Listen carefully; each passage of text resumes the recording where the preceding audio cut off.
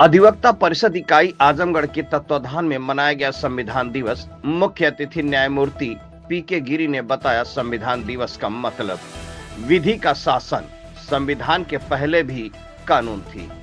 दिनांक 29/11/2025 को दीवानी न्यायालय अभिभाषक संघ आजमगढ़ के प्रांगण में अधिवक्ता परिषद काशी आजमगढ़ द्वारा संविधान पखवाड़ा संगोष्ठी का आयोजन किया गया, जिसका संचालन महामंत्री पीयूष राय व नीरज द्विवेदी ने किया, जिसकी अध्यक्षता विनोद सिंह ने किया, जिसमें मुख्य अतिथि न्यायमूर्ति पीके गिरी, उच्च न्यायालय इलाहाबाद व विशिष्ट अतिथि जनपद न्यायाधीश जयप्रकाश पांडे व मुकेश कुमार सिंह न्यायाधीश MACT रहे आजमगढ़ सहभागिता किया। वहीं मुख्य वक्ता अखिलेश अखिल भारतीय अधिवक्ता परिषद के राष्ट्रीय अध्यक्ष सत्य प्रकाश राय, अधिवक्ता परिषद काशी प्रांत के उपाध्यक्ष विजय बहादुर सिंह व अन्य लोगों ने संविधान पर विचार रखे। सिविल कोर्ट बार के अध्यक्ष व मंत्री वीरेंद्र यादव व नीरज द्विवेदी व अधिवक्ता परिषद के जिला अध्यक्ष विनोद कुमार सिंह, उपाध्यक्ष दिवाकर सिंह, पूर्व अध्यक्ष राधेश्याम मालवीय जी व अधिवक्ता परिषद के अन्य सदस्य गण व पदाधिकारी गण मौजूद रहे और मुख्य अतिथि व विशिष्ट अतिथि का स्वागत व अभिनंदन किया गया। मुख्य अतिथि ने संविधान पर पुष्प अर्पित कर दीप प्रज्वलित कर राष्ट्रगान किया। खबर स्टेट तक से प्रीति चौहान की खास report. Sir, civil court bar association के प्रांगण में इस हाल में सर आज संविधान दिवस के अवसर पर न्यायमूर्ति और आप सर विशिष्ट अतिथि थे। सर क्या है पूरा बताएं सर। 26 नवंबर 1949 को ये संविधान अधिनियमित आत्मार्पित और अंगीकृत किया गया संविधान सभा में। तो उस दिवस को हम लोग अधिवक्ता परिषद ने संविधान दिवस के रूप में मनाना शुरू किया और अब तो हर जगह सरकार भी संविधान दिवस के रूप में उस दिन को मना रही है और कहीं ना कहीं संविधान के बारे में लोगों में पुनर्जागरण करना, जागृति ले आना, संविधान के कर्तव्यों के बारे में, संविधान में मिले अधिकारों के बारे में, इन सारी चीज़ों के बारे में लोगों को अवेयर करना, आम जनता तक, जिसको आखिरी जन कहते हैं समाज का, वहाँ तक संविधान को ले जाने के क्रम में एक कार्यक्रम है और अधिवक्ता परिषद ऐसा कार्यक्रम पूरे देश में कर रहा है। उसी के निमित्त ये एक कड़ी में ये कार्यक्रम था। सब आम जनमानस को क्या संदेश देना चाहेंगे इस संविधान दिवस से? आम जनमानस को एक बड़ा संदेश इस संविधान दिवस के माध्यम से ये है कि संविधान के बारे में तमाम भ्रांतियां हैं जो तमाम लोग समय समय पे समाज में फैलाते हैं और समाज को गलत तरीके से इंटरप्रिटेट करते हैं, जिससे तमाम भारत में विखंडनकारी तत्व या भारत के राष्ट्र को क्षति पहुंचाने वाले लोग उससे पुष्पित और पल्लवित होते हैं। तो इस संविधान को समझें और उसके अकॉर्डिंग एक्ट करें। तो ये संविधान अपने आप में इतना ऊर्जा से परिपूर्ण है कि ये भारत को और इस पूरे समाज को, इस देश को एक नई ऊंचाई पे ले जाएगा और भारत विकसित भारत बनेगा। हूँ उच्च न्यायालय इलाहाबाद में और अखिल भारतीय अधिवक्ता परिषद का राष्ट्रीय उपाध्यक्ष हूँ। और इस आजमगढ़ की भावना से इतना कहूँगा कि इस आयोजन का जो आपने मुझे मुख्य अतिथि बनाया है वह मेरे लिए बहुत गौरव का विषय है। यहाँ पे जो मुझसे कुछ लोग, जब मैं जज बनने से पहले मैं भी यहाँ होता था और मैं आता था तो स्वर्गीय गणपत जट्टी जी के साथ ही मैंने कुछ ट्रायल यहाँ सीखे। फिर इसके बाद मैंने यहाँ कुछ फाइनल एडिटिंग किया सैटरडे को आने के बाद। तो मेरे लिए भी एक तरह से एक कर्मभूमि है और अपने छोटे भाइयों को भी आशीर्वाद देते हुए कुछ सुझाव दूंगा। और सबसे बड़ी चीज, बिना माँ शक्ति के कुछ हो नहीं सकता, तो माँ शक्ति को भी गुलाम करता हूँ। साथियों, भाव का विचार है, इसी धरती से मैं आज यही भाव करते हैं। सबसे बड़ी चीज यह है कि किस विषय पे हम बुलाया है संविधान दिवस में। कई चीजें हमको सोचना चाहिए, संविधान दिवस क्यों कहते हैं, क्यों उस दिन को याद करते हैं। याद इस वजह से करते हैं, उससे पहले गुलाम कहे जाते थे। गुलाम क्यों कहे जाते थे? कोई विधि का शासन नहीं था। उससे पहले हमारे पास था एक परिकल्पना थी कि राम राज्य की, जो आज हम संविधान के माध्यम से चाहते हैं कि विधि का शासन हो। उस समय भी राम राज्य में भी यही सोचा जाता था।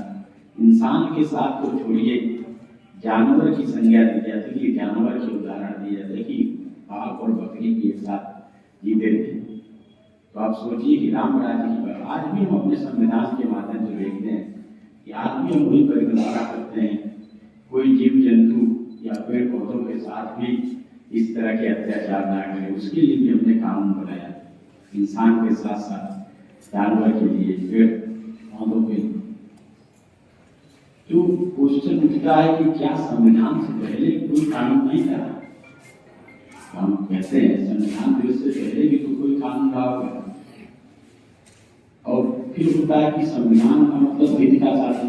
तो विधि क्या है? कहते हैं the rules we make to regulate a society that is called law.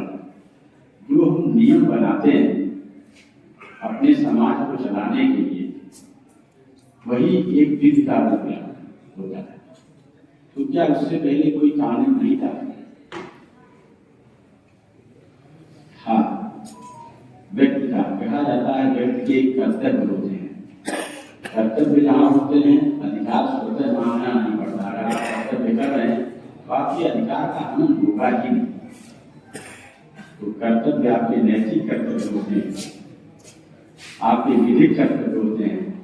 और आपका जो संविधान की बात करते हैं मौलिक कर्तव्य उसमें, और मौलिक आपको अधिकार जो संविधान देता है, जो आपके पास मौलिक अधिकार है, तो आप फंडामेंटल राइट कहते हैं, वो आपका राइट वस्तु आप बर्थ नहीं है, जन्मजात नहीं है।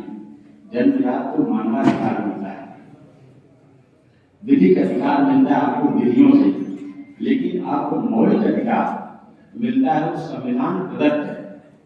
जो आपके अधिकार हैं, जिसको आप कहते हैं हमारे फंडामेंटल राइट का वायलेशन हो गया, वो वायलेशन तब आप करते हैं जो संविधान ने आपको प्रदत्त किया है। तो संविधान द्वारा भी आपको कुछ प्रदत्त अधिकार है जो कुछ समय नहीं होते थे। क्यों नहीं होते थे? क्योंकि जब हम भारत जब हम संविधान की पहला वर्ड देखते हैं तो उसमें लिखा है प्रियम्बल। जो प्रियम्बल का फर्स्ट वर्ड है हम भारत के लोग। पहले हम कहते थे ब्रिटिश इंडिया, और भारत के बाद संविधान भारत। श्री पीके गिरी साहब, हमारे मंच पे बैठे संघ के अध्यक्ष जी और अधिवक्ता परिषद के पदाधिकारी हैं, और मेरे समूह बैठे वरिष्ठ, मेरे अग्रज, अनुज और दोस्त अधिवक्ता बंधु। आज हम लोग संविधान दिवस के कार्यक्रम के लिए यहाँ आए हैं। संविधान 1949 की लास्ट लाइन है। आज दिनांक 26 नवंबर 1949 को इस संविधान को नियमित अंगीकृत और आत्माकृत करते हैं। तब से लेके अब तक अनवरत इस देश में काम कर रहा है सक्रिय। कोई भी इस तरह का जो दिवस है या दिन है हम मनाते हैं, उसके पीछे कारण ये होता है कि हम उसके लिए विमर्श, कुछ बातचीत, कुछ आत्मचिंतन, कुछ उसी विषय के बारे में लोगों को बताना, उसके प्रतिबद्धता, कुछ ऐसे ही मोमेंट होते हैं, कुछ ऐसे समय होते हैं जिनको हम ऐसा करके दिवस के रूप में मनाते हैं। अभी माननीय उच्चतम न्यायालय के एक न्यायमूर्ति जस्टिस नरसिम्हा ने एक बात कही थी कि भारतीय विधियों का भारतीयकरण होना चाहिए। पहले एक बार जब आप इस लाइन को पढ़ते हैं तो लगता है कि बात है, सवाल बहुत बड़ा है, उसको हम लोगों को समझना पड़ेगा, उसके बारे में चिंतन। जैसे भारत की जुडिशियरी में आप देखेंगे अभी कुछ दिन पहले सेम सेक्स मैरिज को लेकर कितना बड़ा चिंतन हुआ।